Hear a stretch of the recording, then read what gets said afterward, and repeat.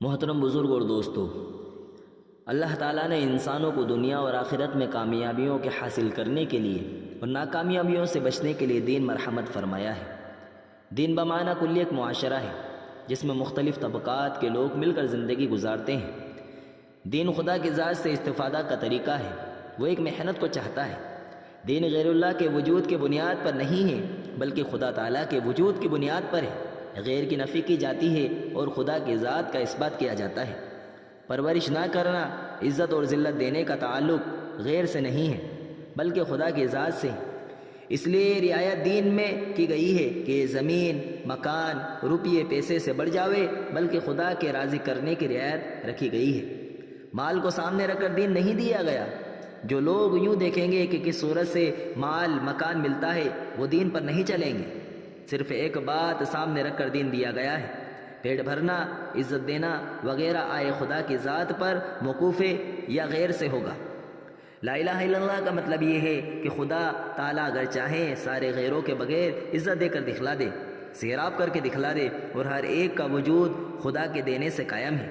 جس وقت چاہیں ایک شکل و صورت کو دوسرے سے تبدیل کر دے۔ وجود و عدم، عزت و ذلت کسی پر موقوف نہیں بلکہ خدا کی ذات پر موقوف ہے۔ اول تو غیر خدا میں کچھ اختیار نہیں، جو انسان دیکھ رہا ہے وہ قبضے خدا میں ہے اور لامحدود ہے۔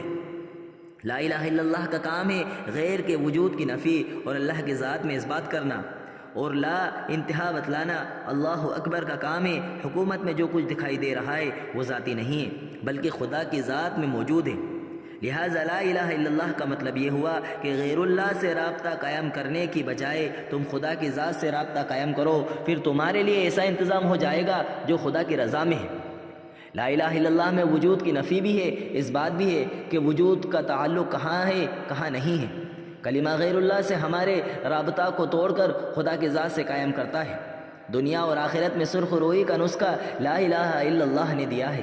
زمینوں، دریاؤں، ہواؤں، پہاڑوں کے تابع تم نہ ہوں گے بلکہ یہ سب تمہارے تابع ہو جائیں گے بشرطیکہ کہ رابطہ صحیح ہو جائے۔ زمیندار کو کہا جا رہا ہے کہ زمین سے دلی رابطہ رکھنے کے بجائے خدا سے رابطہ قائم کر۔ جس وقت زمین میں محنت کو کہا جائے محنت کر، اور جب چھوڑنے کو کہا جائے چھوڑ دے۔ ملازمت سے دلی لگاؤ مت رکھ، حکم خداوندی کو پیش نظر رکھتے ہوئے ملازمت کے سارے مشغلے چلیں گے۔ صرف یوں دیکھنا پڑے گا کہ اصل وہ چیزیں ہیں یا خدا کی ذات ہے جس نے شکلیں بنائی اور آئندہ وہ ان پر قبضہ رکھتا ہے اور جس وقت چاہے بدل کر رکھ دے۔ لا الہ الا اللہ یہ ہے کہ ہمیں صرف ایک اللہ کو سامنے رکھ کر چلنا ہے۔ وجود کے سارے سلسلے صرف ایک ذات کے اشارے سے چل رہے ہیں۔ ماؤں کے پیٹ میں، زمین کے اندر بیج کے اگنے وغیرہ تک میں جو ہو رہا ہے وہ صرف خدا کی ذات کے حکم سے ہو رہا ہے، حتیٰ کہ نبیوں تک کا بھی دخل نہیں ہے۔ نبیوں کے ہاتھوں نابینا کا بینا ہونا، کوڑھ والے کا اچھا ہونا، یہ معجزات ہیں۔ معجزات اونچے ہیں یا ہدایت؟ موضوع نبوت معجزات نہیں ہے بلکہ موضوع نبوت ہدایت ہے۔ حضرت عیسیٰ علیہ السلام اس لیے نہیں بھیجے گئے کہ وہ مردوں کو زندہ کر کے دکھلا دیں بلکہ وہ خدا کا راستہ دکھلانے آئے جو انسانوں کو منزل مقصود تک پہنچا دے۔ مقصود یہ ہے کہ وہ لوگوں میں مخلوق سے نظر ہٹا کر خالق کی ذات کا یقین پیدا کریں۔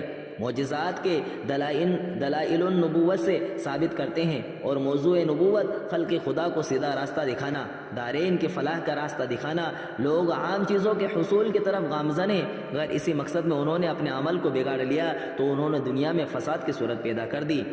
اللہ رب العزت فرماتے ہیں کہ نبی صلی اللہ علیہ وسلم، ہدایت تمہارے ہاتھ میں نہیں ہے، اللہ کے ہاتھ میں ہے، وہ جس کو چاہے گا ہدایت دے گا۔